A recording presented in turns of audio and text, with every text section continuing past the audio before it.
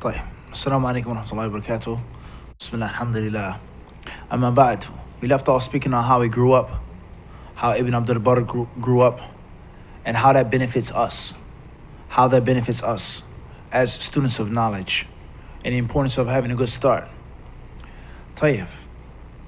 He then goes on to say, لذا فقد نشأ الابن نشأة طيبة فدرس وسمع على عدد كثير من علماء قرطبة وشيوخها من أعلام الفقه والحديث واللغة والتاريخ والأدب، فسرعان ما ذاع صيته وطار ذكره بين جميع مشاهير علماء قرطبة، وطال عمره فأدرك الكبار وعلى سنده، وتكاثر عليه الطلبة، وجمع وصنف ووثق وضعف، وصارت بتصانيفه الركبان، وخضع لعلمه علماء الزمان. So first and foremost is how he grew up, and his household, and his family, and his city, his time, his location, and how we got a chance to study with the most prominent and senior scholars of the time and of the place, and all of the different fields and disciplines, and all of the Islamic arts, such as Islamic jurisprudence, hadith, Arabic language, history, poetry, until he exceeded everyone else, and he became famous. All right, he became well known and respected and famous. Also, he says, وَطَالَ عُمُرُهُ, that he lived for a very long time. And that's very important with regards to seeking knowledge at his longevity, living and having time pass by, the slow passage of time. You can't be in a rush. It does not happen overnight. It takes years. It takes years to establish a solid base. It takes years to build upon that base. It takes years sometimes for you to discover your true talent. Sometimes it takes a while. So Ibn Abdul Barr rahimahullah, he lived for a long time, and that allowed him to develop himself. And also, it allowed him to, he says, فَأَدْرَكَ الْكِبَارِ وَعَلَى سَنَدُهُ. He got a chance to reach older scholars and to remove more people from between him and those older scholars. So instead of him reaching and studying with the student of the sheikh, he clipped the student out and got directly with the sheikh because he lived for a long time. And he got a chance to meet people that were older and bigger. He then says how we began to write books, author books, produce works. And he also spoke about the narrators of hadith. وَثَّقَ وَضَعَّفَ. He began to speak on ilm al-rijal. And the people, they all submitted to his knowledge and praised him, and he became critically acclaimed. Then he says, رحلاته لم يحز الحافظ بن عبد البر شرف الرحلة في طلب العلم خارج بلاده، ولكنه تنقل بين أرجاء الجزيرة الأندلسية شرقا وغربا، فسكن دانية وبلنسية وشاطبة، وتولى قضاء إشبونة عاصمة دولة البرتغال الآن، وكذلك إلى آخر كلامه. He then speaks on his travels, where he went to seek knowledge. And we know that that's the custom of the ulama of hadith and of the scholars of the past. And that is a staple part of our sacred culture, the disciple culture. It's to travel and to leave your home and to sacrifice your home to get knowledge and to meet the great scholars of Islam. He says, unfortunately, Ibn Abdul Barr rahimahullah, he didn't have that honor. That's not what Allah wanted for him. He did not have the ability to travel outside of his country. So, and this is extremely important for each and every one of you sitting in front of me, especially tonight, he made the best out of the situation. He did not have the ability to leave, so he made the best out of his situation. So if you can't go to Medina because you don't have a mahram, you can't go to Medina because you're too old, you can't go to Medina because you have to take care of your father who's sick and ill. Your family depends on you to work and to pay the bills and to contribute. No problem. It's nothing to become upset about or torn up over. Make the best out of the situation that you have. You have the ability to learn, to listen, to study, to read, to memorize right here in Toronto. It's no excuse. If you are a true seeker of knowledge, you will be seeking knowledge. As far as talking about it, dreaming about it, asking questions, What book should I study? Who should I study with? What masjid? What? If I had a penny for every time I was asked these questions, not a dime, not a nickel, not a dollar, but a penny. And if I had $100, $100 bill for every time someone asked me the question and actually studied and actually implemented my advices, it's a different story. I will be more wealthy with the pennies than collecting the $100 bills. Everyone understand this? I will have more money with the pennies than each individual give me $100. So 100 pennies to one bill. I would have more money with the pennies than the dollar bills. Because most people, they just ask about it. They talk about it. They romanticize about it. They dream about it. I want to study. I want to learn. I want to. But people, they just make excuses. إِلَّا مَنْ رَحِمَ رَبِّي. Except for the people whom Allah has mercy upon. So traveling should not prevent you from seeking ilm and learning. Learn in your home. Learn on your phone. Learn on your iPad. Learn on your computer. Learn from your local masjid. Everyone understand this? And walillahi alhamd, I can say from my personal experiences, that's what Allah blessed me to do when I was young. Before I could leave the country, before I had my high school degree, I learned and I studied right in Philadelphia. Right where I was, walillahi alhamd, so you can do it too. It's not far-fetched. Ibn Abdul Barr was like this. His father, his grandfather, the Shuyukh of Cordoba, that's whom he learned with. And he left Cordoba and he went to the other areas and the other regions. Everyone understand this? Of that island, the island of Andalusia. So he went to different places, Shatiba, Dania, Ishbilia, etc. Learning and studying with the scholars there. So that is a tremendous lesson for us all. Nothing can stop you from seeking ilm. There is no location for knowledge. If you can go to Egypt, alhamdulillah. And if you can't, study where you are, in Ottawa, in Toronto, in America. Do the best that you can. You understand this? Because it's not about the move, but it's about the what? The movement. It's not the technique, but it's how you practice the technique. It's not about the school. I went to Azhar. I went to Medina. I went to Yemen. I got ijazah from Sheikh Fulan, so I'm automatically better than you. I was in Yemen, so I'm automatically better than you.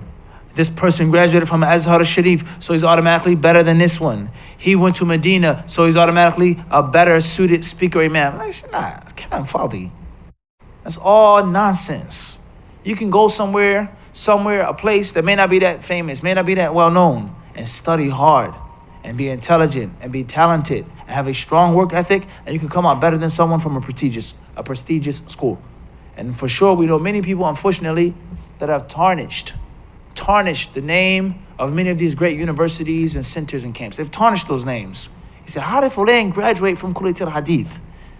Look at him, listen to him. He's a graduate and you're also a graduate. Shameful. And there are other people, the brother, he studied in jail. Or he had one teacher, or he went to this country or this island that isn't known for knowledge, and he benefited tremendously. So it's not about where you go, and it's not about who you know, but it's about what you do with yourself.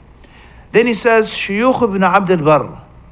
The next point, which is also just as important, your teachers, who you study with. Who were the teachers of Ibn Abdul Barr, rahimahullah? لقد عاصر الحافظ ابن عبد البر كثيرا من العلماء الأعلام الذين ساهموا في بناء الحضارة الإسلامية في بلاد الأندلس منهم إسماعيل بن محمد بن إسماعيل بن عباد اللخمي أبان عمران موسى بن عيسى بن حاج الغنجومي أبا الوليد الباجي سليمان بن خلف بن سعد التجيبي.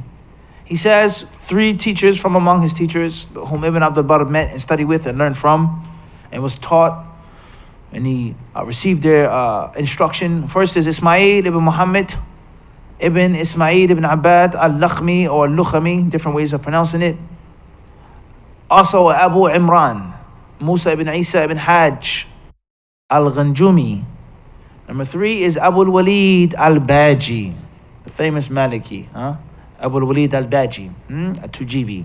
So these are some of his people, he says here, not even study with, he says asara, those whom he lived with, contemporaries, contemporaries are not his actual shuyukh, his contemporaries. Everyone understand this? His what? His people that he lived with, similar time and similar age, right?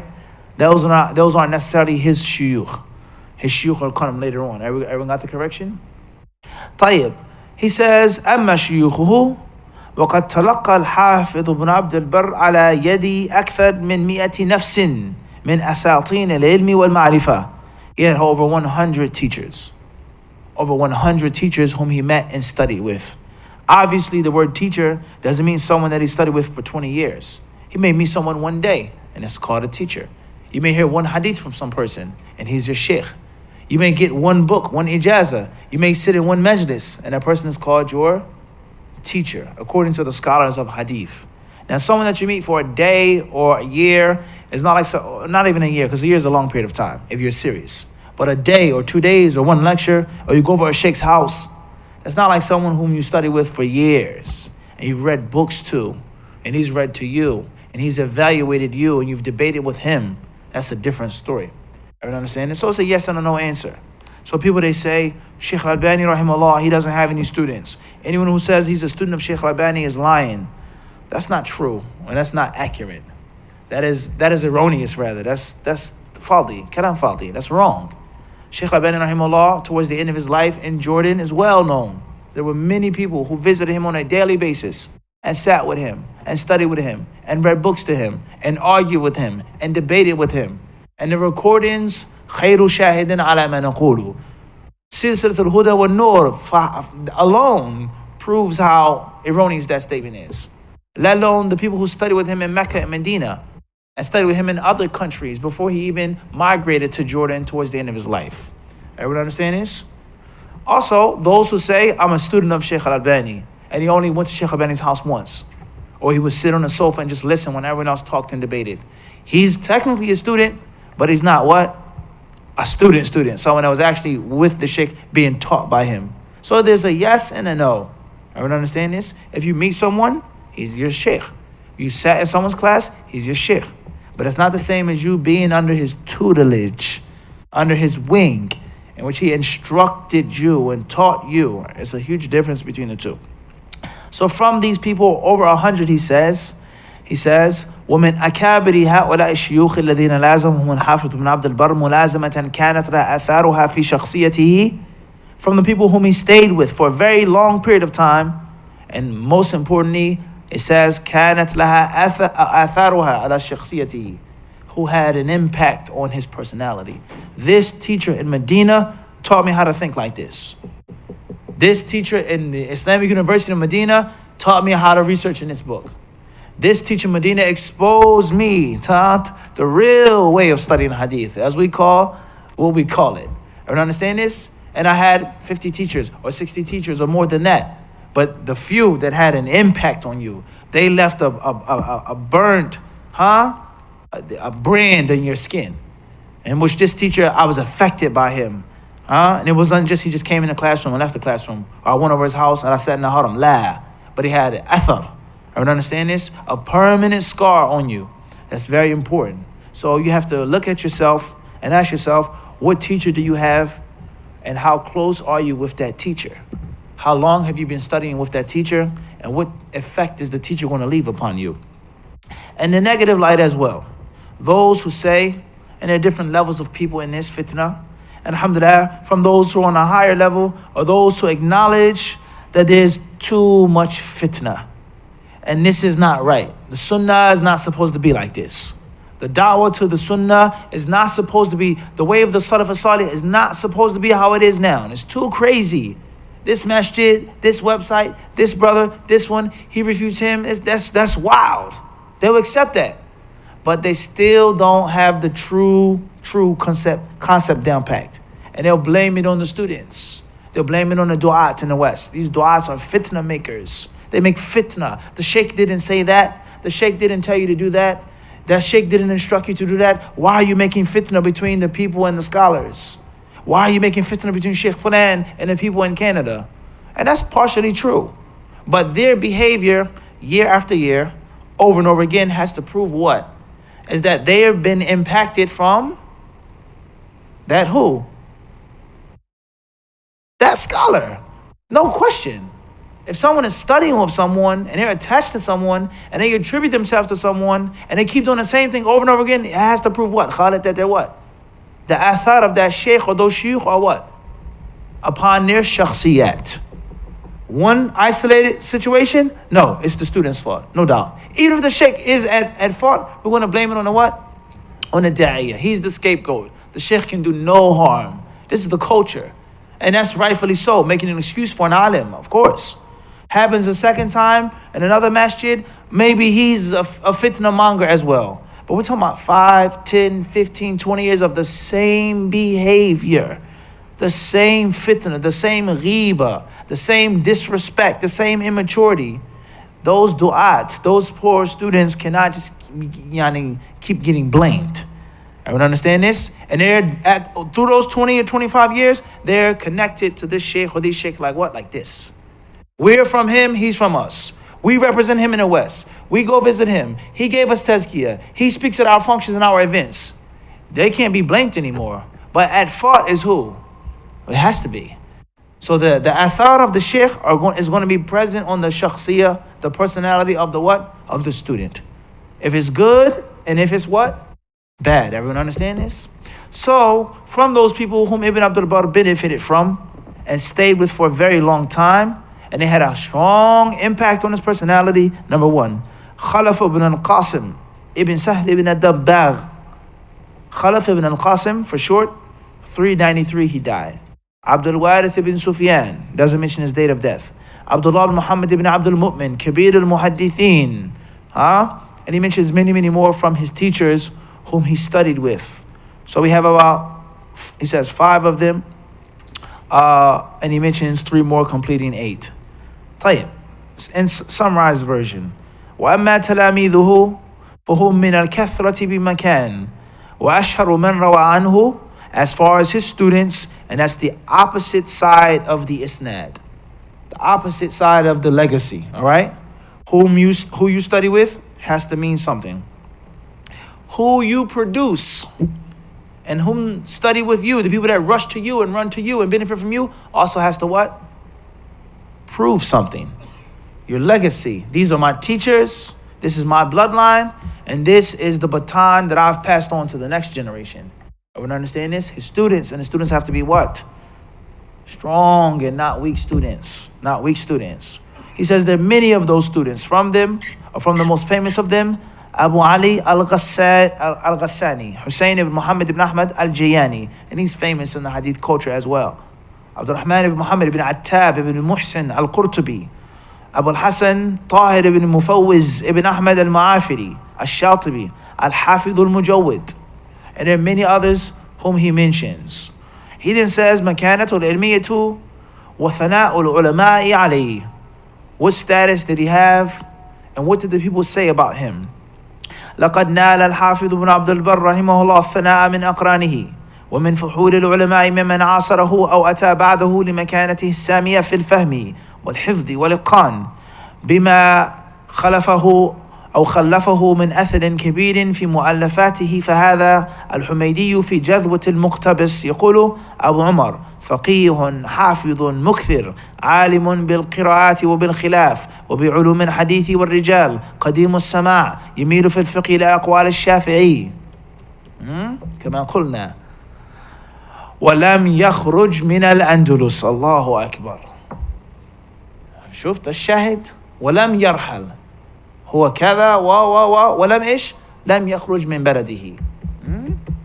So from those, he says, the ulama who praised him and who lauded him, and also from his contemporaries, those whom are similar to him in age and the scholars, those who said good things about him, he says there were many of them who all bore witness to his status. From them is Al-Humaydi in his book Jadwatul Muqtabis. He says Abu Umar called him by his kunya. Calling someone by the kunya is not a means of disrespect, but it's a means of respect. He called him Abu Umar. And he says faqih, he's a jurist, learned and skilled in fiqh. Hafidhun mukthirun, he's a very, very talented memorizer. And not only is he talented and skilled, but he's mukthir. He's studied in abundance. He's soaked up and sopped up so much ilm. Mukthir. He studied hadith for a while. Alimun min qira'at. And he's learned also in the field of recitation and the different modes of reciting the Quran. Wabil khilaf. and also of the different madhabs and schools of thought.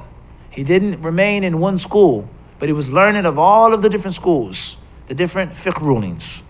وَبِعُلُومِ الْحَدِيثِ, and also the sciences of hadith, وَالرِّجَالِ, and the men, the narrators. قَدِيمُ السَّمَاءِ, he's been studying for a very long time. He's not new. He's what? قَدِيمُ السَّمَاءِ. He's been doing this what? For a while. He's been doing it for a while. يَمِيلُ فِي الْفِقْهِ إِلَى أَقْوَالِ الشَّافِعِيِّ, and he leans towards the statements and the opinions of Imam al-Shafi'i. He said يَمِيلُ, he leans towards. Not هو متعصب, he's a fanatic for Shafi'i. الشافعي الإمام الأعظم, لا. يميل, he leans towards those views. وَلَمْ يَخْرُجْ مِنَ الْأَنْدُلُسِ, and he never left his country. Like I just said, he achieved all of this where he was. So you, bi-idhnillahi ta'ala, can achieve similar things, hopefully, if you work hard enough. And if you put in the necessary time. And of course, most importantly, if Allah Azza wa Jalla wants that for you. And you don't know until you get upon your horse and what? Whip your horse and tell it to go. You don't know how far the horse will take you, but you have to get upon it. You understand this? And once you get upon it, you have to have a good horse. And you have to be a skilled rider. Riding a horse is not just getting on a horse. Anyone ever rode a horse? Not even, that's a bad question. Has anyone ever learned how to ride a horse properly here? Anybody know how to ride a horse the proper way? Has anyone ever been trained to ride a horse? You've been trained. Tell you, what's the most important thing when you ride a horse? Fadl, you raised your hand, didn't you? You don't know. And you were probably trained. Fadl, Samad, getting on the horse. Anybody else? Knowing your horse. That's closer. Knowing what's the personality of the horse. Is it wild? Is it tamed? Is it broken in? Is it irritable, etc.? Perhaps. One of the most important principles of riding a horse is not being afraid of the horse. Getting on a horse, approaching a horse, the horse can sense your fear. It can smell your fear. If you're afraid, it's going to have an effect on its behavior. If you're at peace, you're not coming to harm the horse or do it any wrong, it's a different story. The vibe that the horse will give you. You understand this? This is important. Even when it comes to seeking what? Seeking ilm. You can't be afraid. You can't be scared to do it. Bismillah. Read. Study. It's not going to bite you. The knowledge is not going to hurt you. Everyone understand this? And if you're scared and timid, then oftentimes that's how your teacher would treat you. If you're scared and timid and shamed and embarrassed, then that's how the teacher will treat you. But if you go in humbling yourself, ready to study, emptying your cup, you may get different knowledge. But it's something else which is very important in regards to riding a horse. Most people, they're only afraid of themselves. They're only scared for themselves. I want to fall off the horse is going to kick me. It's going to bite me. But do you ever think about the horse and how it feels? You weigh 200 pounds, 150 pounds, 250 pounds, getting on the horse's back. Did you ever think about the horse's feelings and how it feels, the strain of your weight and your muscles on the horse? Be mindful, mercy, rahmah, be compassionate. And most importantly, you have to know how to ride it when a horse gallops. And you just don't sit still on a horse. If you sit still on a horse going full speed, you may injure the horse's vertebrae. But you have to know how to move and get up. Everyone understand this? There's a fiqh to it. So how can you even get into the fiqh of riding a horse if you don't even go near the horse? It takes time to develop the skill of riding, let alone just starting. So many of us, we can't even start seeking ilm. We can't even begin. We don't know where to begin. And when we do know where to begin, we're too scared, we're too timid, we're too insecure. And many of us who do overcome those fears and insecurities, and we get on a horse, we're not riding a horse, what? Long enough. And we're not learning the necessary skills. Or if you fall off the horse, you have to get back up. You started studying and it didn't work out. It's too difficult. Or the teacher passed away, or the class was canceled. Keep moving forward. I went to Medina and I had to come back. I went to Egypt. Okay, keep moving forward. Who told you to stop? Who told you to quit? Knowledge isn't just 1 year. It's not just 1 year and overseas. Keep studying, keep learning. Don't give up, don't quit, huh? Khairan, inshallah. So he says here about the ulama who praised him. He mentions many more statements. We're going to summarize them, of course. Many different acclamations here. Aqidatul Hafidh ibn Abdul Barr wa manhahu fil furu'. What was his aqidah? What was he upon? And what madhab did he have? What did he lean towards? أما عقيدته فقال الحافظ الذهبي كان إماما دينا ثقة متقنا متبحرا صاحب سنة واتباع وكان في أصول الديانة على مذهب السلف لم يدخل في علم الكلام بل قفى آثار مشايخه رحمهم الله. As far as his aqidah, what did he believe in? Then al-Dhahabi rahimahullah, who came later on, who died in the 8th century, many years after him, he said about him, kana imaman dayyinan. He was a very pious imam. He was trustworthy. He was a perfectionist. He was skilled. He was sharp. Mutabahir. He was an expert. And he was a person of sunnah and ittiba'. He wasn't a person who innovated. And he wasn't a person who made innovations. He was a person who was upon the sunnah and following the Quran and the sunnah. As far as usul diyana, the aqidah, he was upon madhhab al-salaf.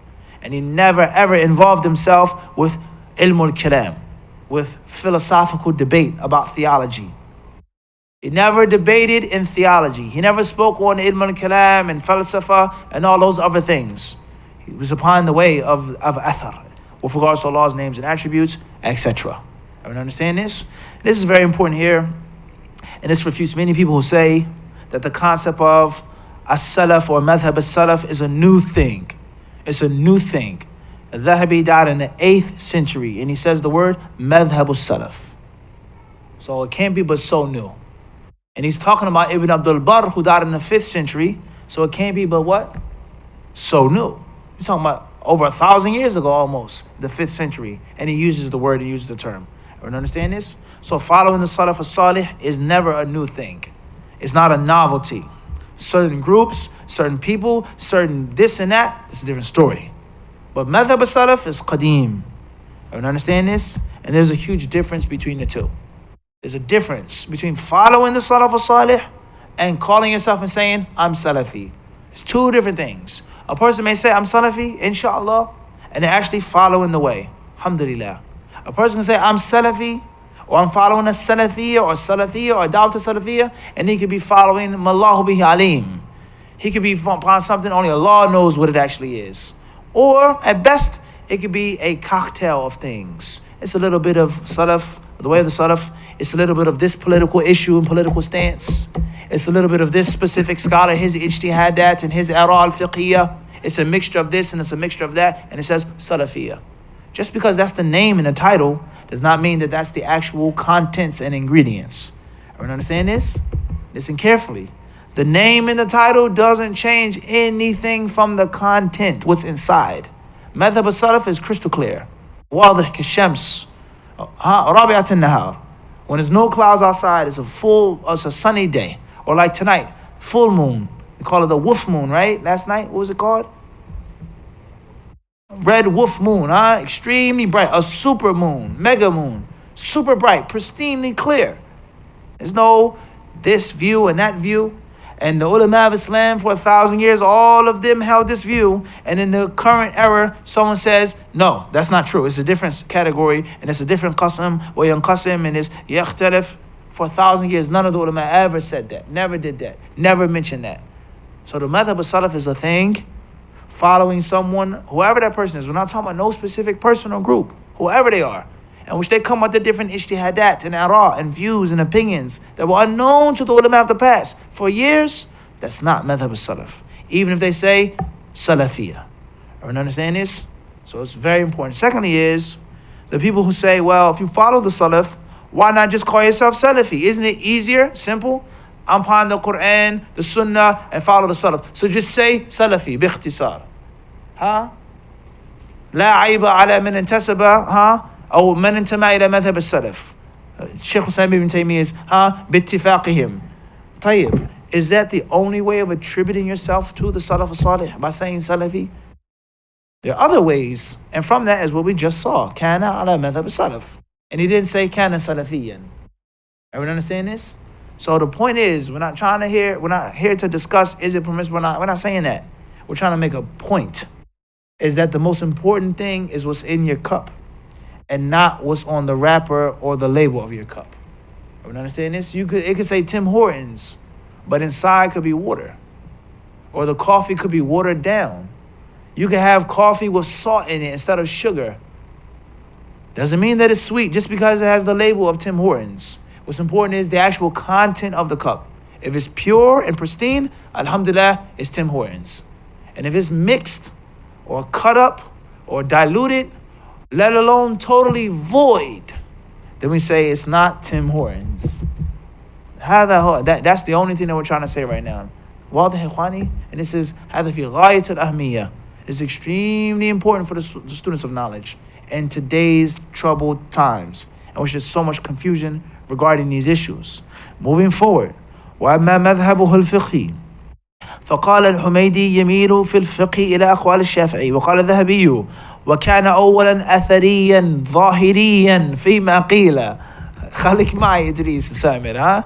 ثم تحول مالكيا مع ميل بين إلى فقه الشافعي في مسائل، ولا ينكر له ذلك، فإنه ممن بلغ رتبة الأئمة المجتهدين. وقال أبو عبد الله بن أبي الفتح كان في أول زمانه ظاهري المذهب مدة طويلة، ثم رجع إلى القول بالقياس من غير تقليد أحد، إلا أنه كان كثيرا ما يميل إلى مذهب الشافعي، فعلق الذهبي على هذا بقوله كذا قال، وإنما المعروف أنه مالكي.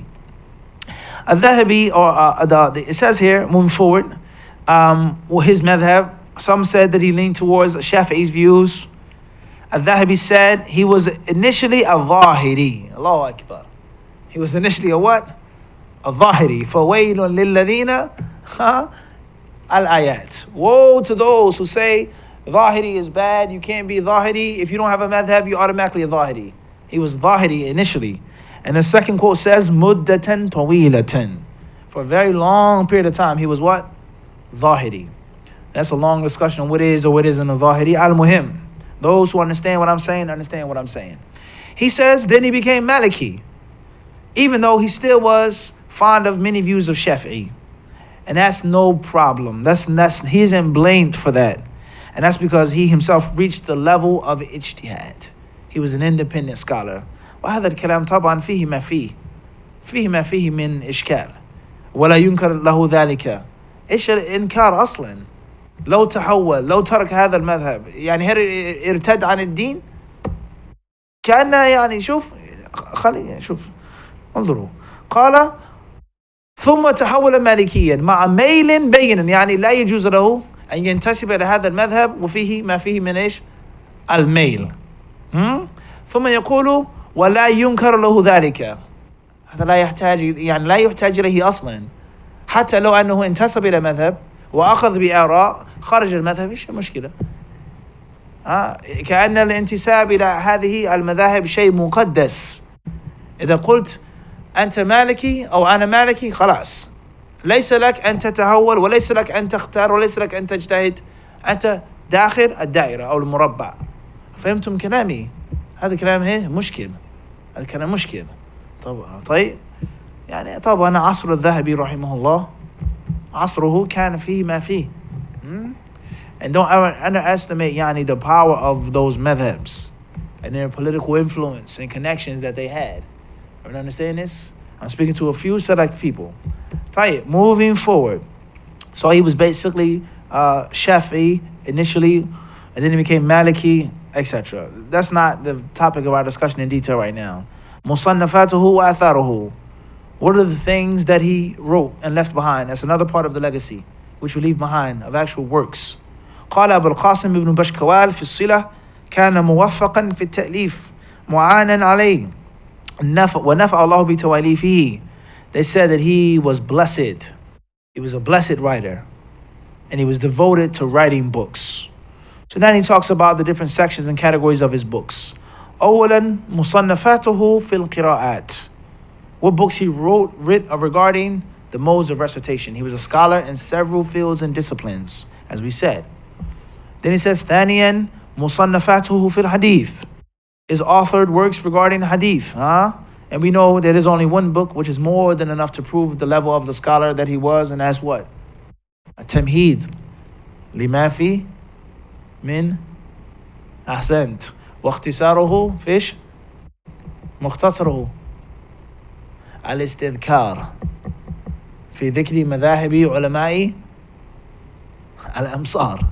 الاستذكار تهذيب ومختصر لكتاب إيش؟ عبد القادر.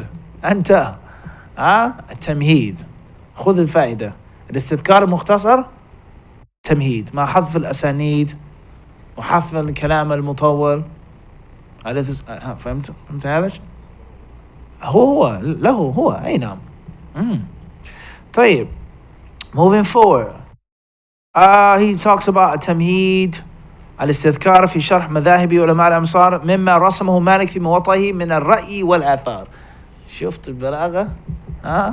طيب. Then he mentions many other books that he wrote in hadith, in the field of hadith, شرح الحديث. مصنفاته في الفقه, books that he wrote on fiqh. مصنفاته في التاريخ والسير, books that he wrote on history. مصنفاته في العقيدة, مصنفاته في الأدب والأخلاق وفنون التربية. All types of things pertaining to etiquette, good manners, etc. He was a major scholar. Last but not least, he says, وفاته, his death. أدركته منيته في مدينة شاطبة وبها دفن في ليلة الجمعة. He says that he died in the city of Shatiba. Obviously, Ash-Shatibi is attributed to that city. صاحب الاعتصام. نعم. And this was on he says, ليلة الجمعة. ليلة الجمعة, the eve of Jum'ah, which would actually be Thursday night. ربيع الآخر, on the year 463. عن 95 سنة وخمسة أيام. And he was 95 days. Rahimahullah ta'ala wa radiya anhu. That's brief, rushed biography of the author. As I said, you can read it on your own time, at your own leisure, in English or in Arabic. Bidnillah. Then he says, أهمية الكتاب ومنهج الحافظ بن عبد البر في التربية من خلاله. The importance of this book. Why is this book so important? And how did he write the book and what was his style? موضوع هذا الكتاب يدل عليه عنوانه. فقد ضمنه الحافظ بن عبد البر بحوثا عن العلم وفضله وآداب العالم والمتعلم وما يلزم الناظر في اختلاف العلماء من الإحاطة بمذاهب علماء الأمصار. ويبين فيه كذلك المراحل التي يمر بها طالب العلم والعلوم الأساسية التي يجب أن يلم بها من فهم لكتاب الله ومعرفة بالسنة النبوية واللغة وحث الطالب على الاطلاع على العلوم المكملة لثقافته مثل الجغرافية والطب وعلم الحساب والترجمة وغير ذلك. He says that the topic of the book is proven by the title of the book. The topic of the book is proven by the title of the book. And that is the different chapters and the different fields and the different things that the seeker of knowledge needs. That the seeker of knowledge has to know, has to come across, and has to familiarize him or herself with. He or she must be familiar with these things, let alone master many of them. Master many of them if you want to be a serious student of knowledge, if you want to be a real disciple.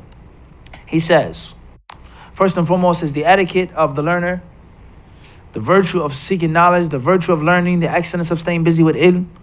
He who wishes to look at comparative fiqh and knowing the different madhahib, not being stuck in one madhab. Not being what? Stuck in one madhab, but knowing what the other ulama say. And the different levels that you pass through when you study. And the necessary fields and disciplines that you have to have a taste for and a taste of. Understanding the book of Allah, the sunnah of the Prophet ﷺ, the Arabic language. And he also encouraged and incited the people to learn and to read the auxiliary fields, the auxiliary sciences, the fields which make completion of the understanding of Quran and Sunnah. The things which allow you to properly understand the Quran and Sunnah and practice the Quran and the Sunnah. الآلات ويعني غير الآلات كذلك من العلوم المساعدة أو المكملة. He says such as geography, medicine, astronomy, ilm al-hisab. And obviously that can be translated to mean astronomy / astrology. We know the ruling on astrology, but astrology and astronomy are oftentimes connected. And sometimes you can't learn one without having a basic knowledge of the what? Of the other. Everyone clear on this? Everyone understand this? It's all connected on one level or another. He says, وَعِلْمُ الْحِسَابِ, or arithmetic, learning how to count, divide, multiply, things like this. Even translation and other things as well. As we said, many things in Islam you cannot properly understand unless you have knowledge of other things. The Quran and the Sunnah teach us about many things, such as making salah. How do you know which direction to pray towards? And how do you know what time the prayer comes in if you don't have a basic understanding of what? Geography and astronomy. Astronomy. You have to know about stars. Where's the north? What's south? The moon, the eclipse. You have to know about basic things. Everyone understand this? All right, Allah Azza wa Jal, He says, or another example is puberty. When you become of age, how do you know when someone's in puberty? When does puberty begin? Does a person become mukallaf when he begins puberty or when they're finished puberty? And what are the signs? Are there only 3 signs for men, 4 signs for women, or are there other signs of puberty? Everyone understand this? Is it puberty or is it 16? Is it 18? You have to know about the basic concept of the body, biology and different things, foods, animals. You have to know what's an amphibious animal. You have to know about fish. You have to know about animals. Al-Jalala, the animal that eats his own excrement or other animals' excrement. You have to know about animals. When is it pure? How long does it take for that stuff to get out of its system? Are you understand this? And there are many, many other rulings. How do you know when a woman is pregnant? How do you determine that? Are you understand this? There are many, many, many things that you have to understand other sciences to do what? To understand the Islamic ruling. To understand the Islamic what? Ruling, let alone chemistry. People say istihala, it's istihala. Oh, the alcohol is burnt out. How do you know that? Do you know the basics of chemistry? Do you know the basic content of the alcohol? How hot does the fire have to be to burn out? Do you even know? Wallahi al-Azim, if we asked you, this is a serious question because you have people go around and saying it's permissible to drink this and eat this. The alcohol leaves it. The rum cake is permissible. Tiramisu. Do you know the content of alcohol and how hot the fire has to be for the alcohol to chemically go away and evaporate? Do you even know that? Everyone understand this? Why get that? Moving forward. ثم رسم منهجا تعليميا لمن أراد أن يكون مجتهدا فأرشده إلى التوسع في الحفظ للسنن والإحاطة بأصول المذاهب الإسلامية المختلفة والأدلة التي قامت عليها ليتسنى له النظر فيها والترجيح بينها.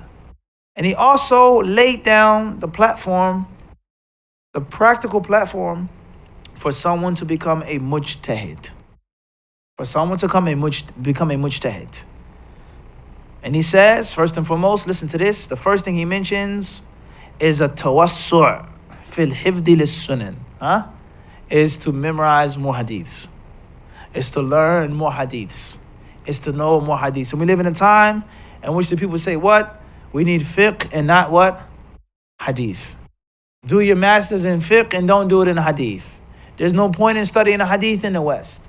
We have Shaykh al-Albani, Silsila Hadith al-Sahiha, Maktab al-Shamila, khalas. Amr furqa minhu. There's no need for no further knowledge of the Sunnah and the Hadith. We just need fiqh. He said that's the first thing that he what? Mentioned. The first thing. And he didn't say learn the Hadith, he said what? A-tawassu'. Expanding and knowing more and more and more Hadith. That's the foundation of fiqh. That's the asl of fiqh and ikhtilaf and ijtihad is the Hadith.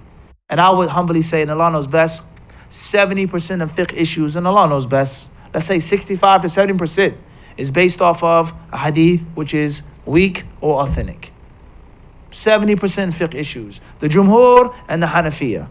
Malik and the Jumhur, the Zahiriya, fulan, oftentimes is based off of is a hadith authentic or not. That's the umda of ikhtilaf and of ijtihad and of nadhr is the hadith and knowing the levels of the hadith. He then says, wal ihata, and totally covering the madhahib, the different madhabs, and knowing the proofs and the evidences that they use to prove their points, not being a blind follower. My sheikh said, my imam said, and that's it. No, you yourself knowing why. You yourself realizing why. He says for him to have the ability to distinguish what is stronger and what is weaker. وَلَمْ يَفُتْهُ أَنْ يَرْسُمَ فِي سَلْكِ طريق العلم والعلماء أدب المناظرة والزاوية التي ينظر منها إلى الخلاف بين العلماء والتأدب في نقدهم وتوجيه كلام بعضهم في بعض.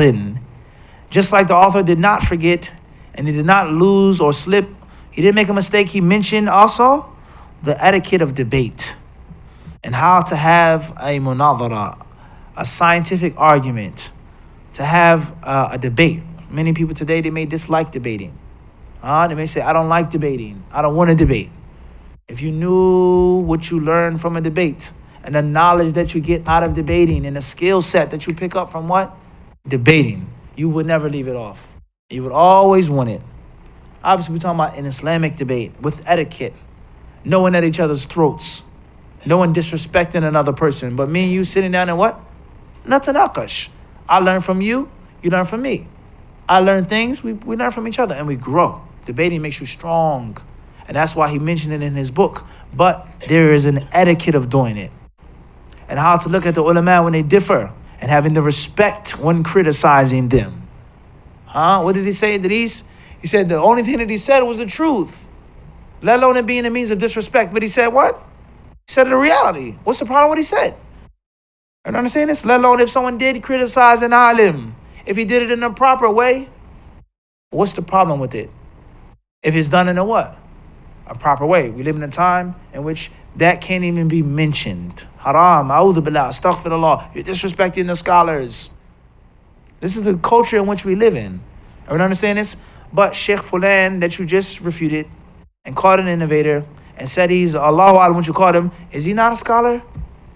Just yesterday, was he not at your masjid, at your center, giving classes where you're not just translating his books and telling the people to take from him? He's the scholar of the West.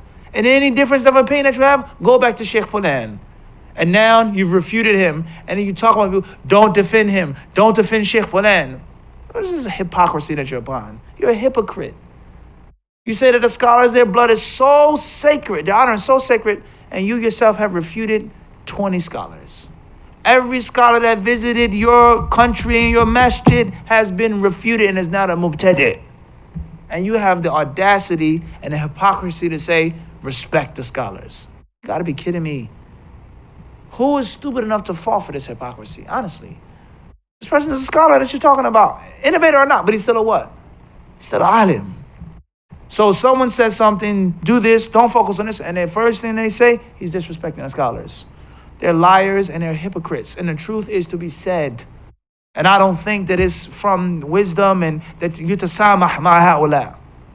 To be easy and soft with them. Speak the truth. They've lied and they play games and they're full of double standards and they have no shyness. They don't care what they do. And you catch them in a lie, the first thing that they do is they brush it under the carpet. That's the very first thing that they do. You want proof? Did they ever respond to the Abdullah Bukhari thing? What did they say about it? They said nothing. They said nothing about it. They were caught in a lie. And they said what? Nothing. Just, nasyan mansiya.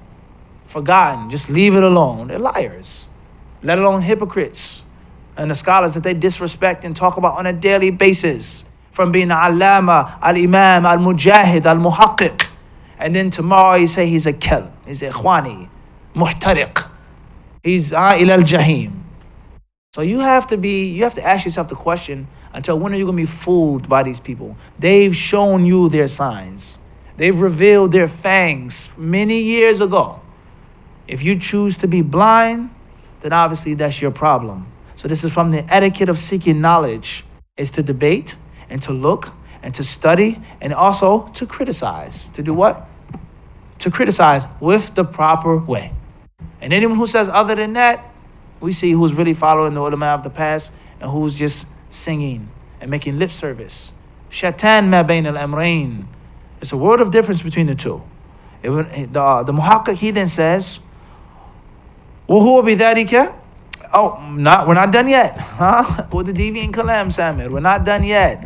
He says, وَتَوْجِيهِ كَلَامِ بَعْضِهِمْ فِي بَعْضٍ. and how to understand and how to behave and how to deal with when they speak about each other. When they do what? Speak about each other. Do we accept it? Do we reject it? What is the position when they themselves debate and fight and speak about each other? And the people today, they said, oh, they don't speak about each other. It's ijma'. Huh? Anyone who refutes this alim is an ikhwani. If he wrote a 1,000-page book, they say it's all lies and kadhib. Now, one point that was brought up against him is true. And every time he speaks about someone and criticizes someone, it's what? Truth from the introduction to the table of contents. Am I making this up? Am I exaggerating? Anyone whom he refutes is automatically musallam. It's the haqq. Absolutely. And someone refutes this scholar, that scholar, he's a liar, he's jealous, he's envious. No points against him, mashallah. Allahu Akbar. They say, we don't believe he's infallible. We don't believe that. We're not saying that he doesn't make a mistake. SubhanAllah. What is this, guys? What are we upon? Everyone understand this? And this is the importance of reading these introductions and breaking down the book and to know what's inside of this book. Ibn Abdul Barr, rahimahullah, he also mentioned, according to the Muhaqqiq, he says, وَهُوَ بِذَلِكَ يُعَدُّ مَنْهَجًا تَرْبَوِيًّا مُتَكَامِلًا لِتَكْوِينِ الطَّالِبِ وَالْعَالِمِ. And based off of what he mentioned, his book is a complete system. It's a complete, cohesive book for the learner and for the master. The student and the one who's done. Everyone needs to read this book and study this book. وقد حشد الحافظ ابن عبد البر في كتابه هذا الجامع مادة أصيلة منوعة يغلب عليه فيها النقل في كثير من أبواب الكتاب ملتزما في نقله للأخبار والأشعار. And he goes on to mention how he stuffed the book with all types of narrations, hadith, athar, poetry, etc. بالرواية على طريقة المحدثين, with the chains of narrations. ولكنه مع هذا كان يقف في بعض المواضع ناقدا ومحللا وموضحا ومستخلصا للقواعد العامة من النصوص يحيل فيه إلى كتبه الأخرى. And Ibn Abdul Barr, he didn't just collect these narrations and mention these athar, but he oftentimes, he says naqidan. Once more, he criticized and he critiqued. This is what Sufyan al-Thawri said, but however, وهكذا, he critiqued it. Also, muhallilan, he analyzed it and he broke it down and he explained it and he summarized those points. And oftentimes he would refer the people to his other works. فالكتاب في الآداب الشرعية والتاريخ إلى آخره. وابن عبد البر محدث فقيه، لذلك ظهرت اهتمامه التربوية في الغالب على شكل حقائق أحكام فقهية مدعومة إلى آخره. Moving forward,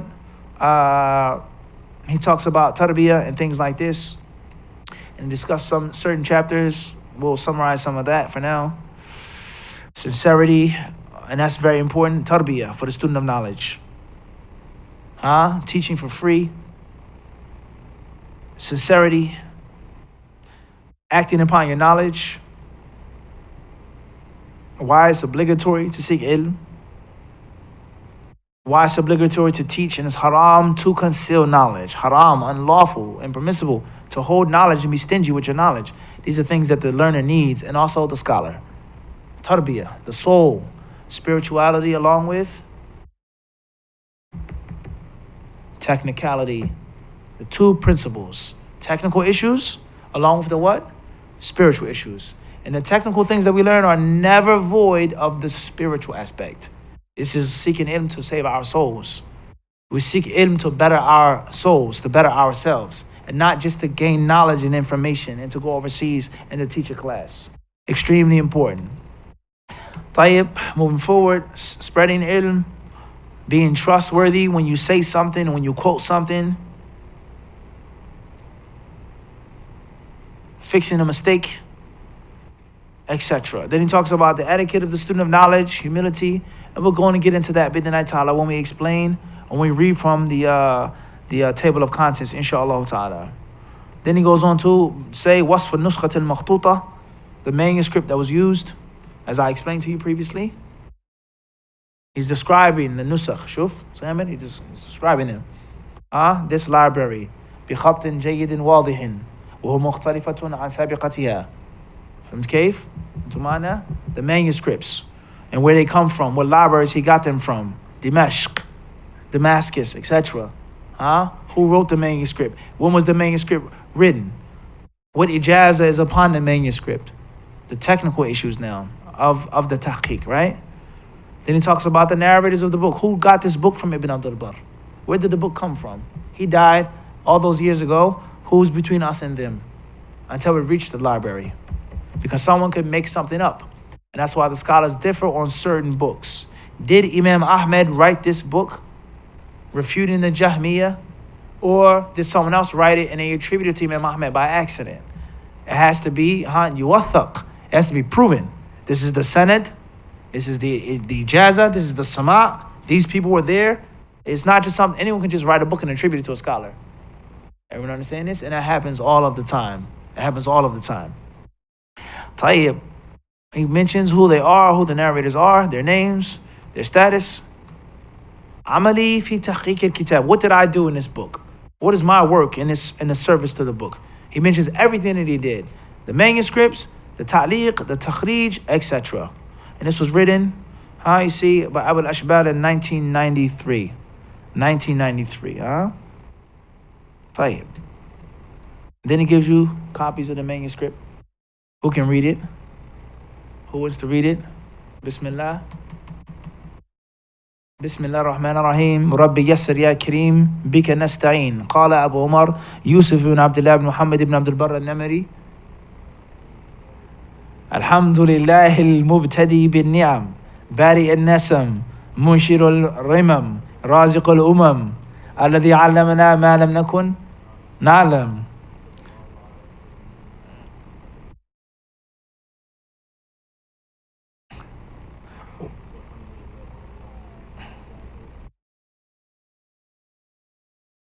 عن معنى العلم وفضل طالبه وحمد السعي فيه والعناية به بيت الحجاج بالعلم يعني المناظرة يلا وتبيين فساد القول في دين الله بغير فهم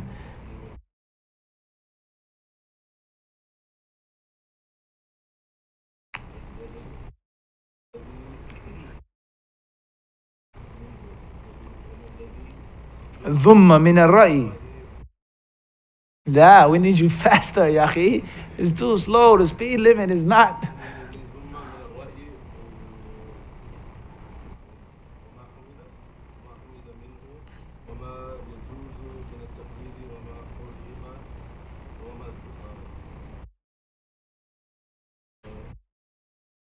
ورغبت.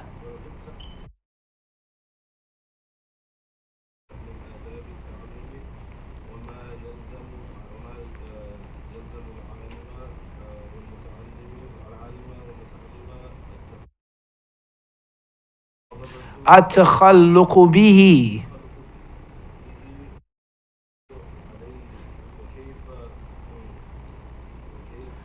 You said you was doing it now. So don't forget, you said it, not me. لا فضل. You're doing very well, alhamdulillah. وكيف وجه الطلب. Everybody stay. Everybody can see it? Can see it? You got it or not? Hieroglyphics or Arabic? This is an easy makhtuta, walillahi alhamd. This is simple. This is like print. Some makhtutat. If I tell you some stories of Medina, and how long you had to sit there looking at one page, only Allah knows the suffering, huh? Allahul Mustaan. Fadl. ومدح فيه سائر فروع آداب التعلم والتعليم ذلك وتلخيصه بابا جزاك الله خيرا. Fadl Abdul Qadir, you next. Bismillah. Let's go. You have to be Sheikh. Don't forget last night, واذكر في الكتاب إدريس إنه كان يلا. He did it to himself. Bismillah, we're waiting Abdul Qadir. Allahu Akbar. He can't even get on a horse. Yalla, akhi. Right in the middle. If I had a pointer, I could show you. Mimmen ruwiya.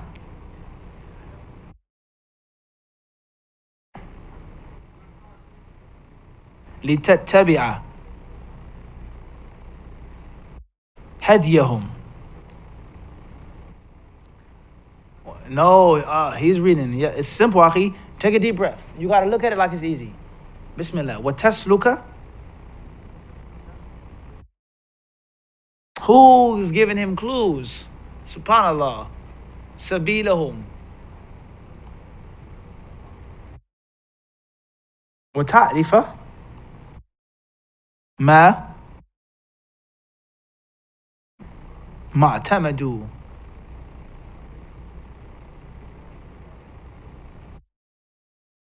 مجتمعين أو مخ في المعنى. Good, you did good, especially for the first time. But you got to practice more. Idris, Bismillah. Ishan is next. We all seek refuge in Allah from shaitan. All of us do. But you're still next. Fadal. Yalla. Samir, mashallah. Allahumma barak alaik. You did well. Fadal, Idris.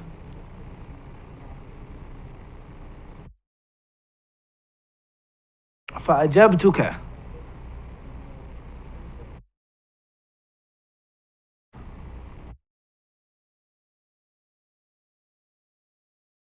قال فأجبتك إلى ما رغبت وسارعت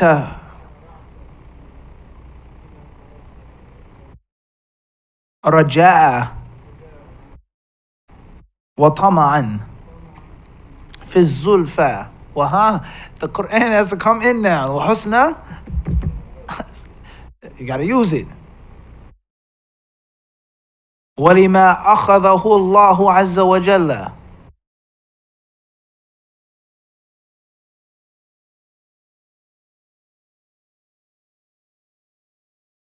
سئل عنه بياني ما. See that ma there? ما طلب منه وترك الكتمان لا لما علمه. طيب. جزاك الله خيرا إدريس. Any other volunteers? Any sisters want to read? I'll do the brothers. We're going to come back to Hishan. Allah is merciful. And he did seek refuge in Allah from shaitan. La hawla wa la quwwata illa billah. Only Allah knows, what he meant. طيب. We have any sisters that can read it? That's brave enough. Bismillah. Let's outdo the brothers. Bismillah. قال الله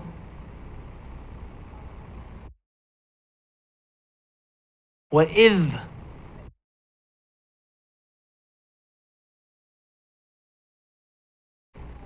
لتو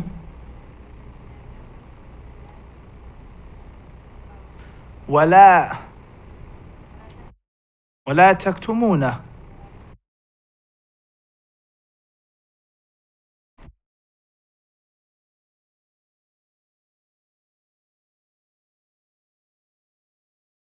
ملجما بلجام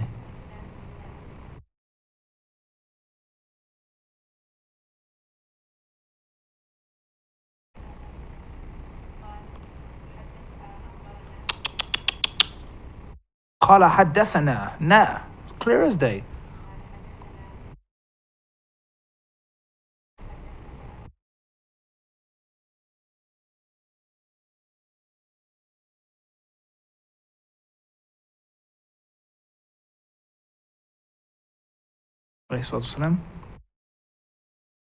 Keep moving.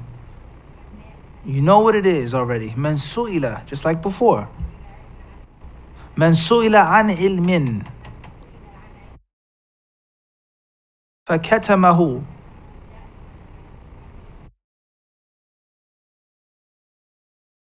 لجام. That's a lamb.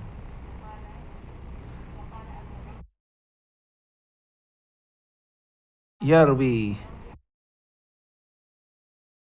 إنه وليس عندي كذلك. He's different with those other people. Once more, they say, but I don't agree.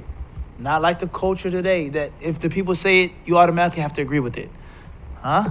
No. La. You go with what makes sense to you. Fadal. Wallahu alam, of course.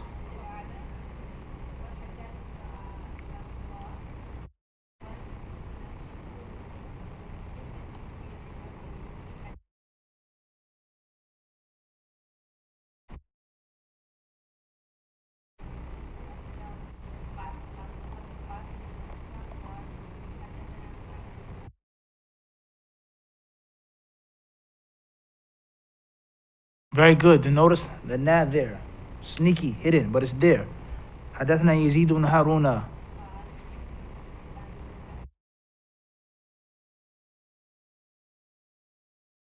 Go back again. قال. Right, that's one manuscript. We're done with that one. Jazakallah khairan. Very good. Next manuscript. Let's go back to Samir. Now that was the easy one. I set you guys up. I knew this one was coming. Fadda.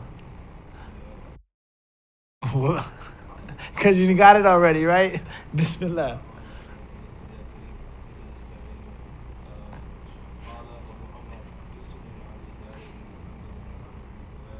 Ibn Abdul Barr, it doesn't change.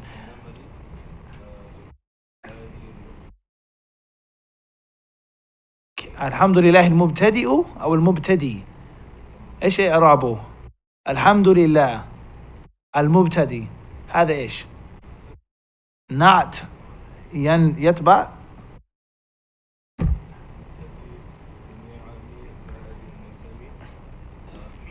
And look how also this is going to strengthen your hifd, because it's now forcing you, Samar, to rely upon. You understand? الرمم ورازق الأمم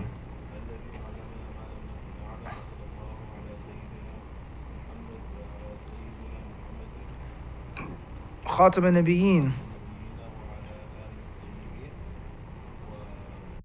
والحمد لله رب العالمين. أما بعد فإنك سألتني رحمك الله عن معنى العلم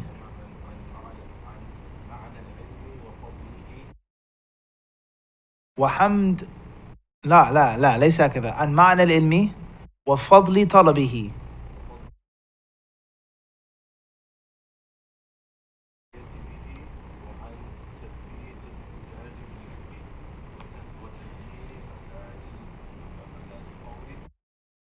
في دين الله بغير فهم وتحريم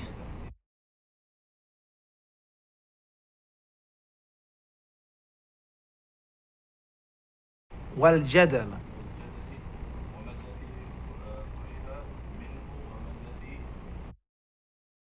ثم من الرأي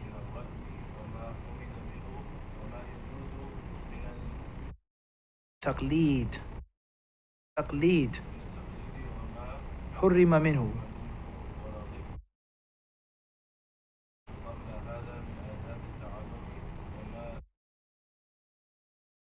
العالمة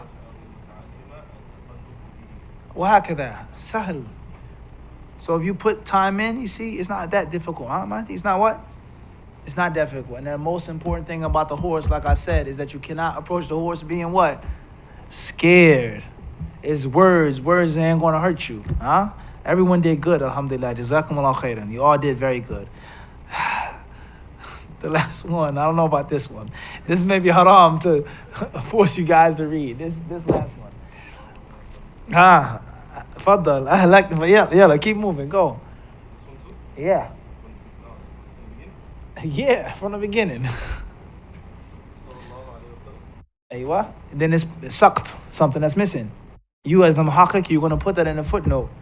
He sucked. And I got the missing sentence from another manuscript.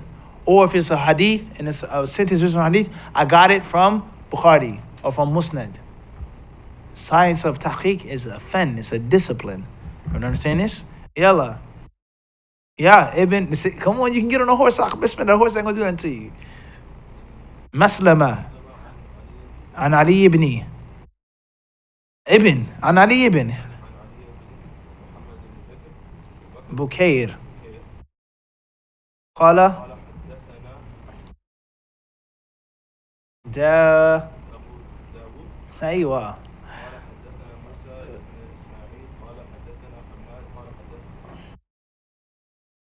لا شو حدثنا موسى بن إسماعيل قال قال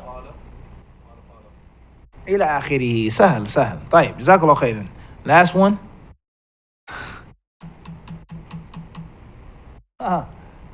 فإذا اهتممت فسلوني.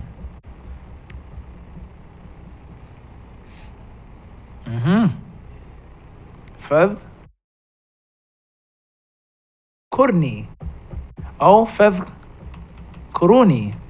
المهم everyone get the point we're trying to get to. واعلم بأن العلم أرفع رتبة وأجل.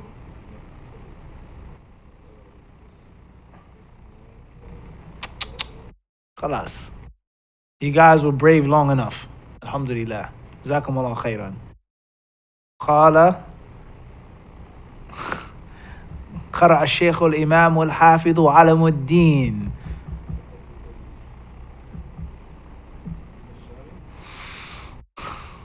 مؤرخ. طيب, and then that's it. That's the end of it. جزاكم الله خيرا. We want to stop here tonight. It's kind of late, so I don't want to make anyone stay against their will. If there are any questions, maybe we'll take a few. And if not, we'll save them hopefully for tomorrow. May Allah bless all of you.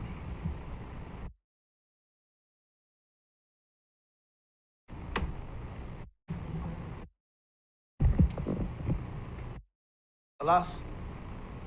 Bismillah.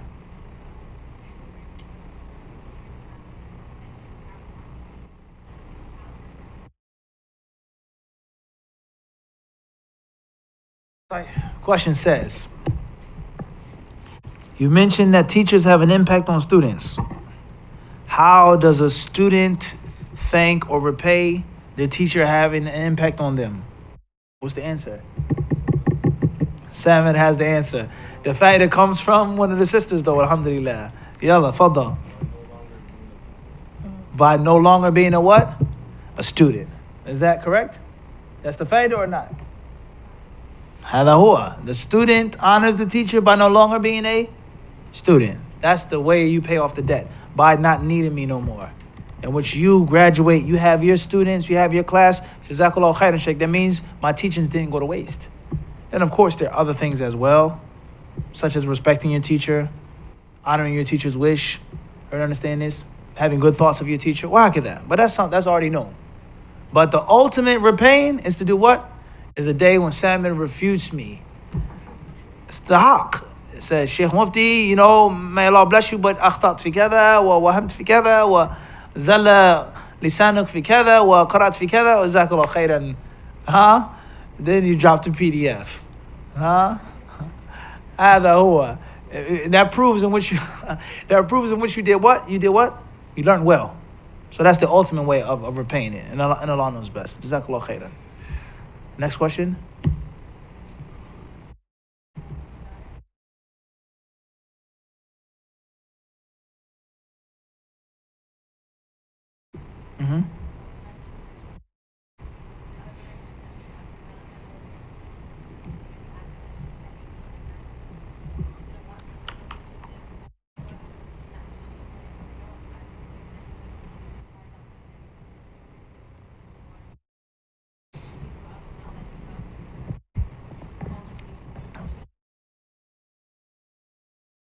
Clear. Crystal clear. Tayyib. Question says, I was on the elevator earlier with my daughter, and there was someone, Muslim or non-Muslim, someone who had a dog. And the person was extremely adamant for my daughter to like the dog and to touch the dog. The dog doesn't bite. The dog loves kids, etc. I think we've all experienced this before, at one point or another, right? And once you have kids and they're a little interested, they know that dogs are not, Islamically compliant, but they're kids. It's oh no, go ahead and touch him. He loves kids. You have a daughter who's shy, she hides behind your thobe, Abby, and he says, no, the dog. They love this. What do you do if your daughter touches the dog or pets the dog, etc.? I think most of us have been in this situation. I know I have. And subhanAllah, in another country, it was a non-Muslim lady. She did the exact same thing that you mentioned, literally, letter for letter. No, she brings the dog over. The dog is not going to bite. The dog loves kids. It's a nice dog. They want you to, accept it. And your daughter may touch the dog. Or she say, Abby, can I touch the dog? You say, what? Fadlihi. Touch the dog. Bismillah. That's a part of life too. You got to know about dogs. What do you do? What is the stance and the position on dogs? We've been culturally taught that dogs are nasty and najis and filthy entirely from nose to tail, etc. First and foremost, go back to the khutbah that we just did, a man's best friend, in which we discussed this issue in some type of beneficial way, hopefully, about what is the stance of Islam regarding dogs. A pet, a dog itself as a creature, as a being, the virtues of dogs, and the dispraise of dogs and impermissibility of doing certain things with dogs. And of course, there are many rulings that we didn't mention because a khutbah is not a lecture. And a khutbah is not a dars ilmi. You can mention beneficial science, but it's not for students of knowledge, it's for everyone. All right? So go back to that khutbah. That's first and foremost. And I believe in Allah knows best, walillahi alhamd, is that there are many benefits that I mentioned in the khutbah I don't think you'll find in one place. I'm not saying that boasting, but I just don't think you'll find many of those fawaid in one kitab or one lecture. So go back to that khutbah, and the name of the khutbah is man's best friend. As far as the other rulings, such as the dog's saliva, as far as can you buy a dog, that's another important ruling, because we mentioned that the Prophet naha an thaman al-kalb. The Prophet forbade the cost and the product or the profit of a dog. And most of the ulama, they hold the view that if the dog is haram to be sold or bought, and it's haram to be kept as a pet, even if it's a dog which you are allowed to keep, such as a guard dog, or a sheep dog, or a farm dog, they say it's still haram to buy it. And it's still haram to sell it. هذا قول جمهور الفقهاء. They say you can't buy it or sell it. Obviously, طبعا يرد عليهم كيف نحصل هذا الكلب للزرع أو للصيد. How can we get it? They say هذا بالنص تحصله تحصيلا. هذا كلام تحصله تحصيلا. Get it how you can get it. Find it on the street. المهم, just get the dog somewhere. And obviously, some ulama, such as, if my memory serves me correctly, the Hanafis, the madhab al-Hanafi, is that it's permissible to buy and sell al-kalb alladhi istuthniya fi ittikhadhihi wa iqtina'ihi. Khalikum ma'na. They say that it's permissible. It's permissible to do what? It's permissible to do what? To buy and to sell a dog which is lawful to keep. It's permissible to buy and to sell a dog which is what? Focus. Don't focus on anything else. It's permissible to buy and sell a dog that's what? Permissible to keep. And obviously that's هذا القول الراجح الصحيح. That's the correct view, and Allah knows best, because first and foremost is, if the dog is allowed to be kept, then there are other things which are also going to be lawful to do based off of that hadith, or those hadiths. And how can you get a quality dog that's used for hunting and guarding and protecting just off of the street? Dogs have pedigrees.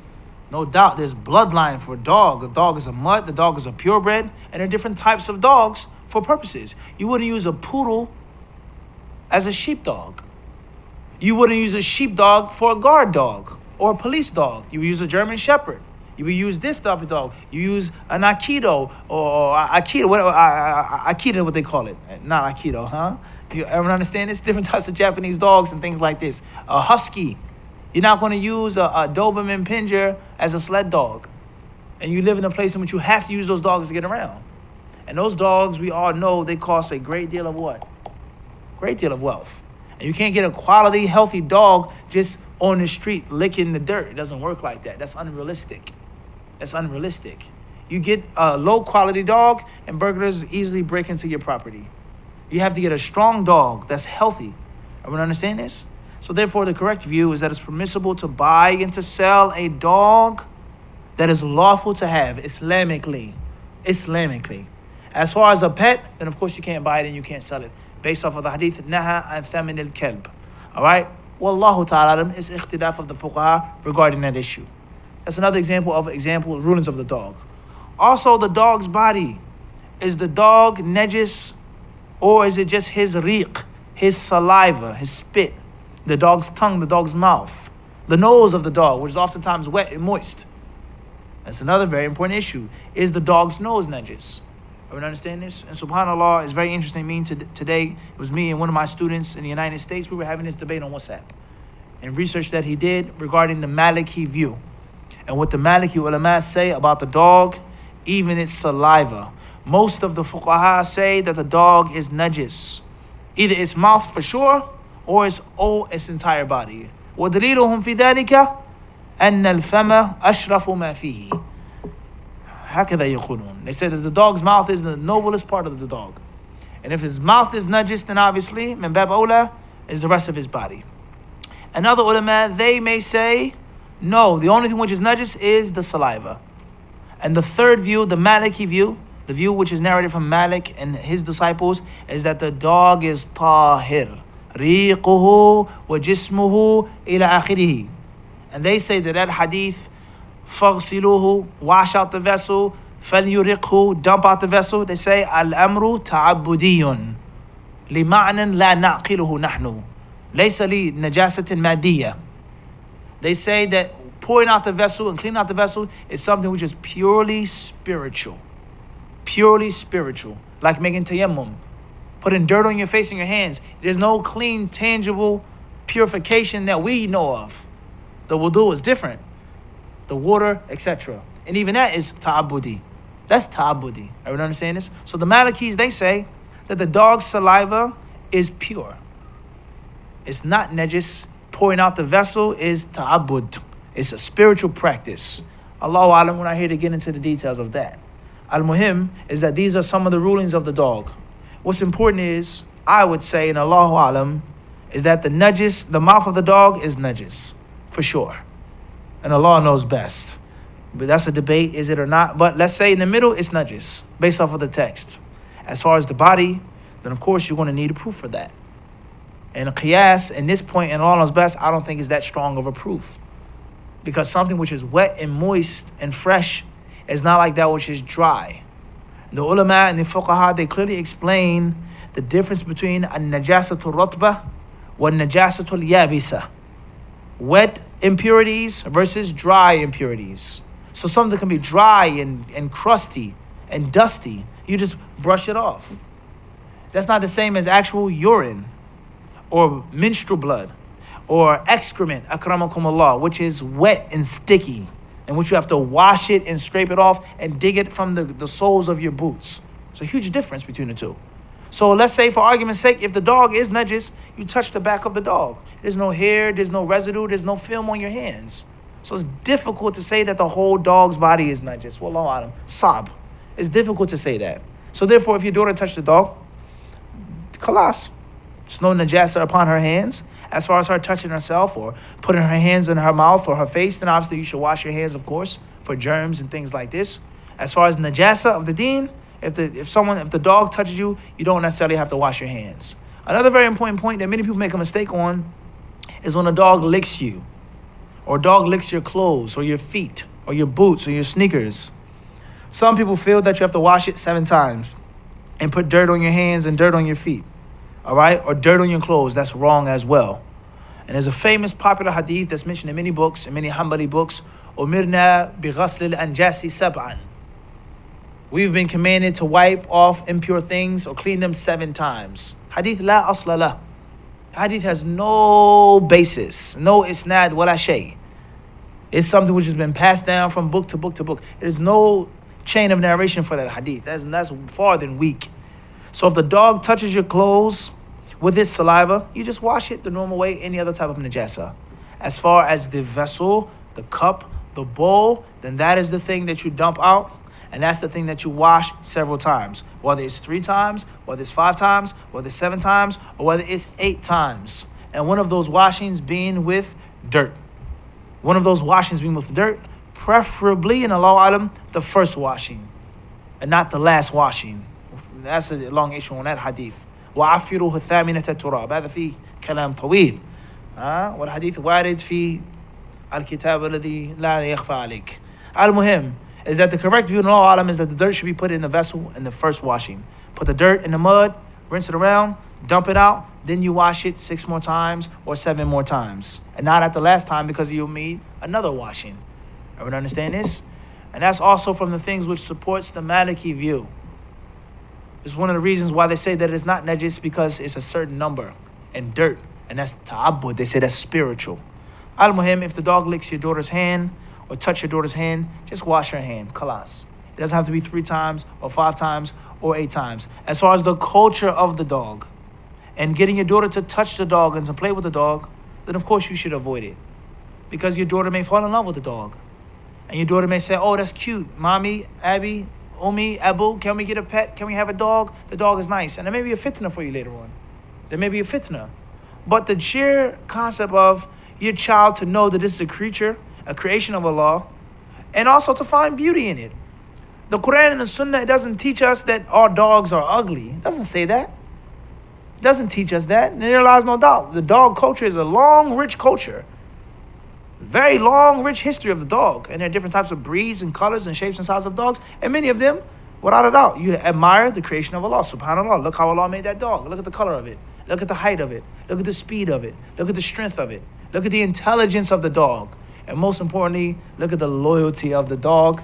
And look at the treacherous nature of many human beings. As you said, a worthy dog. Some dogs will fight to the death for their owner. And there's some humans that'll leave you because you differ over a masala fiqhiyya. You badi'uk, khalas. And the dog is there barking no matter what. So it's not permissible for us to ignore and neglect the things Allah has made pertaining to dogs. Allah says they ask you about alcohol and gambling. Allah says what? قُلْ فِيهِمَا إِثْمٌ كَبِيرٌ. Many, many sins. But the ayah doesn't stop there. It finishes by saying what? وَمَنَافِعُ لِلنَّاسِ. Many benefits from alcohol. Selling it, drinking it, this and that. Many benefits in wine. وَإِثْمُهُمَا أَكْبَرُ مِنْ نَفْعِهِمَا. And the only reason why khamr is haram is because its harm outweighs its good. قاعدة ذهبية خذوها. A major principle of Islamic jurisprudence. Sheikh Ibn Sa'di rahimahullah ta'ala, he said that everything which is prohibited in the deen is for 1 or 2 reasons.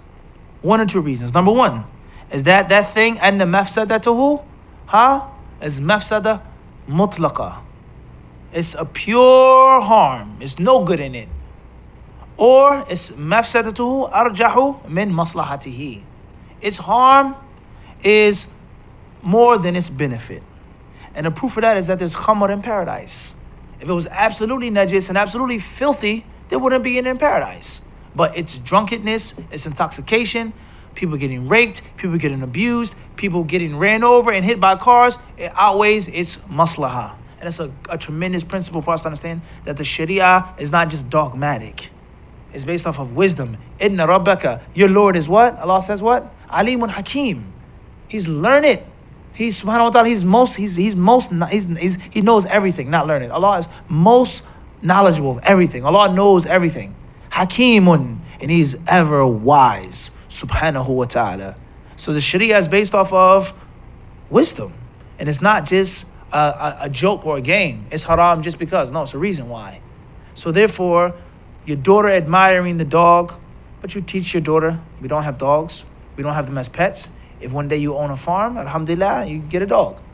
If you have property in which you need to protect, and some ulama even say a guard dog for your house. Some of them say it's permissible. If you can protect your farm and your property, and it said in your house, min bab awla. They say it's permissible to have a guard dog for your house. Al-Muhim, if it's a permissible reason to have it, there's nothing wrong with having the dog. As far as just admiring it and petting it, and it's cute and it's nice and it's fluffy and things like this, a puppy, la. Educate your children. And Allah knows best. Hopefully that answers the question.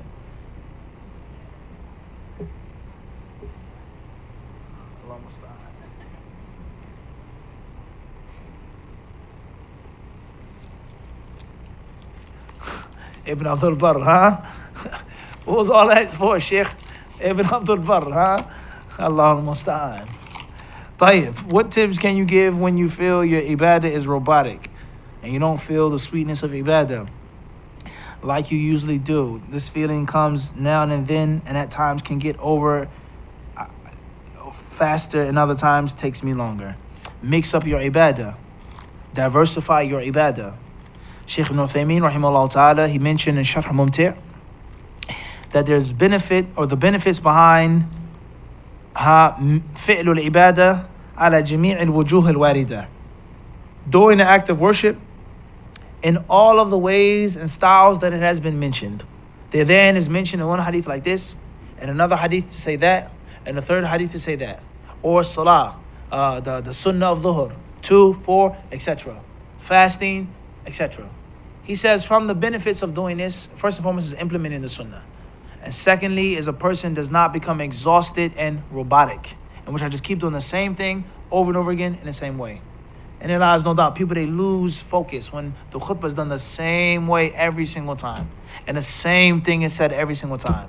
There's no spirit in it. It's robotic. So from the fawaid of this is to mix it up. The Prophet used to do it like this one time, another time he did it like that. You diversify your ibadah. That's the first way.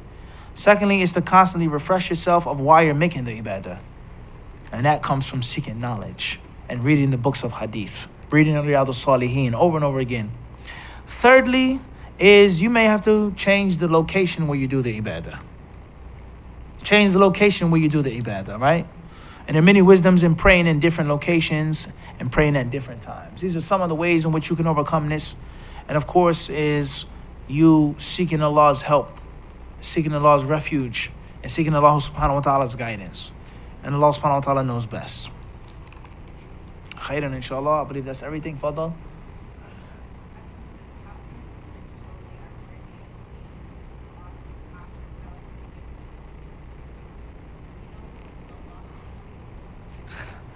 Allahu Akbar. Tayyib. How can you show the teacher that you're worthy to be taught after they didn't fulfill the teacher's wishes or implement his commands, or they disrespected him or her in the beginning? Allah is all forgiving and the tawbah, etc. I mean, it depends on the teacher. Some teachers, they may never accept you. Literally. Jazakallah khairan. I'm sure that you apologize for being rude, or you didn't do what I clearly requested of you. May Allah reward you for your tawbah and your apology, but ma'asalama, yani, peace. He said, what? Apology accepted. What? Apology is what? Accepted. But that don't mean you have to be my what? So that's some teachers. Other teachers, they may not need you to prove that you're worthy. They may just accept you. Bismillah, let's go. Come on, I've accepted you. Let's study. And there's some teachers who may feel that you have to prove yourself worthy. Some teachers, they may put you on probation. You have 40 days in my class, you're not allowed to ask any question. And there were some brothers in Medina, wallahi, I used to do this with. Some brothers would come over my house. That was the original dojo. And they would come, and Allah knows best, we're speaking the truth. And they would start asking questions. Oh, Sheikh, what's this book? And where'd you find this? And why do you have an hourglass? And what type of tea is this? And teach me the recipe. Wallahi, we would tell them, you just came. You can't ask nothing. I have brothers who've been coming here for years and they still haven't got the tea ijazah yet. To this day. Wallahi al-azim. Allahu yashad. We're not lying, Sheikh Hassan. Wallahi, we're not lying. There are people to this day that say, Mufti, what's in that tea? Let alone someone who just comes up or sister just pops up, give me the tea recipe. It's not that simple. Let alone the as'ila ilmiya. There's certain brothers that I trained them. I says, you can't ask a question unless you come to 40 classes straight. Fasiru fil ardi. Fasihu fil ardi. Allah says what? How long? 4 months? For what? 4 months. Arbat ashhurin. Etc. Tayyib. So the concept of putting someone on probation, some teachers, they may do this. Or another way is to do what? Is go to the teacher, sit in the class, and don't ask any questions. Because everyone doesn't take questions the same. Some people get annoyed. Some people get aggravated. If you threw the question behind my chair, well, some teachers, they may what? Khalas. Don't ever ask me a question again. So it depends on the teacher. What's important is be sincere for Allah. Be sincere for Allah first and foremost. Learn your teacher, respect your teacher, and try your best to exert yourself. And oftentimes, that's the only thing that a reasonable teacher asks for. Oftentimes, not all. Sometimes teachers ask things that are unreasonable. But in most cases, the teacher wants you to do nothing more but do what? Try your hardest. Fulfill your potential, ya akhi. That's all I want from you. وَلَا أُرِيدُ أَنْ أَشُقَّ عَلَيْكَ. Allah says, وَمَا أُرِيدُ أَنْ أَشُقَّ عَلَيْكَ. I don't want to do what? Hardship on you. That's it. That's all you have to do. So it depends on the teacher, and it depends on your relationship, it depends on what you're studying. And Allah surely knows best. And we're going to stop here. Bidhnillahi ta'ala. Jazakumullahu khairan. Sallallahu sallam wa barak ala abdihi wa rasulihi nabiyina wa imamina Muhammad.